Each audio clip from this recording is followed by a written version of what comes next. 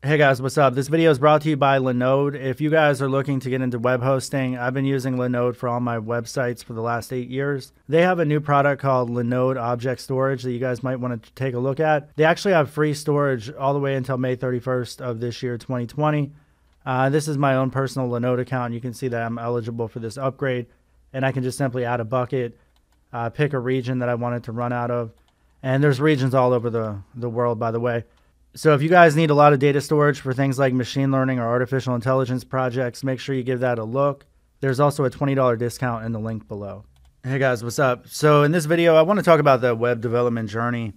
And I really find there's just so much information there. It's unbelievable. But for beginners that are just starting out, this video I hope is going to help you out a little bit. And when I was first getting started, I remember I didn't know what to learn. So I started with the basic first thing with web development, which is HTML. So this is a website that I own right now, and here's your HTML and all this stuff. So this is kind of a good place to start as a web developer. But then as soon as you start getting into that, you realize HTML isn't really going to do anything that a modern web page needs. So you start to run into like CSS. And CSS is something that we see on the right-hand side, all this styling and everything.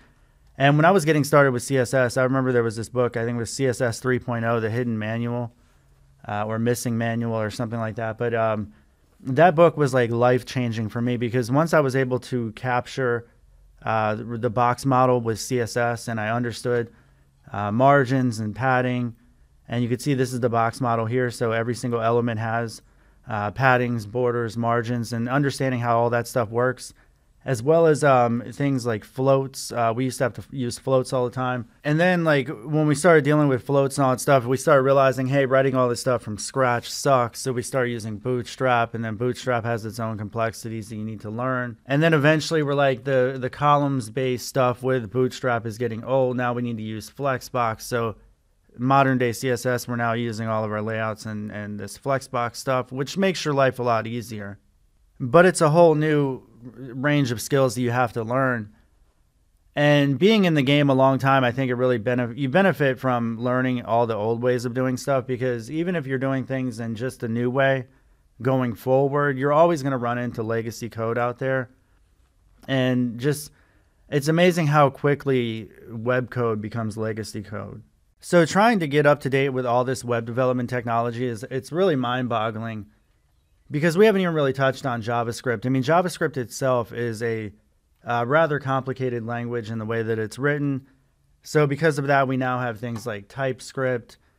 There's all kinds of client-side libraries, like we have React, Angular, Vue. And then even like with Bootstrap, it's a lot of people, instead of using Bootstrap, they want to use Material Design. And then now there's other CSS frameworks and everything as well. So even the way that we write our CSS has changed from things like using Sass, which used to require that we had to download Ruby to install something called Compass to compile our Sass code. And now we have other ways of writing CSS, including things like Tailwind CSS, which is like a completely alternate way of accomplishing the same thing. It's not just that too, like even our build tools, we've had all kinds of different build tools, things like Gulp, and now we have Webpack, and that's something that's actually imperative that people learn how to use. I mean, I don't know that there's any web development going on that isn't using Webpack right now. But Webpack itself is just one simple tool that is really comprised of a bunch of different tools. And then when we talk about tools, like look at something like Babel. So Babel's taking your modern day code and adapting it so that it actually runs in browsers of today. That way you can write, tomorrow's JavaScript and have it run today. But this specific tool itself does way more than that. There's plugins that actually are transpiling your React code, your JSX. There's a million other plugins as well. And then when we talk about module, like just modules themselves or plugins, that's something that's really changed, I think, over the last 10 years in web development. Everything is very modular these days. With Node.js now, and we have package managers like NPM, there's millions of packages of already written code that you can just easily tap into through a simple network call. Because of all these development teams and processes coming together online, and projects like NPM and the company behind it, it really connected a lot of development so that you didn't have to write a lot of code from scratch, especially with all the open source initiatives going on and things like GitHub and all the code being publicly available and free to use, it's much easier to just go ahead and have your project include that code.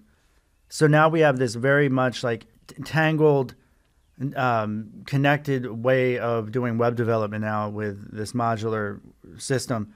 And essentially using NPM, the package manager, we now have competitors like Yarn, but they do the same thing. So it's really about taking all your code, these modular pieces, and then plugging them all together and making it all work very cohesive. And that's really what your modern day web development project is. All right, so all that said, we know that the web is complex, like way more complex than even just what I mentioned.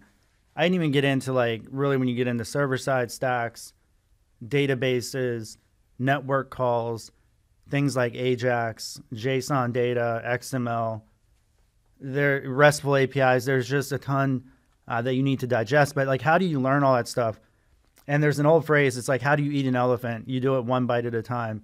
And there's no real fast forward that you can do. It's simply to build projects where you incorporate some of these different technologies.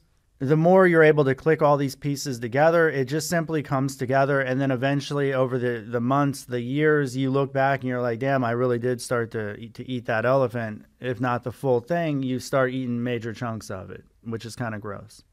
All right, so if you guys are trying to learn coding, if you guys are just getting started, I recommend you guys check out my website, codehawk.com. You guys can learn directly from me. I'm adding new courses all the time. Every one of them is individually sold, but there's also development bundles that you can just pay one price and get access to everything. So make sure you guys check that out if you're interested in learning.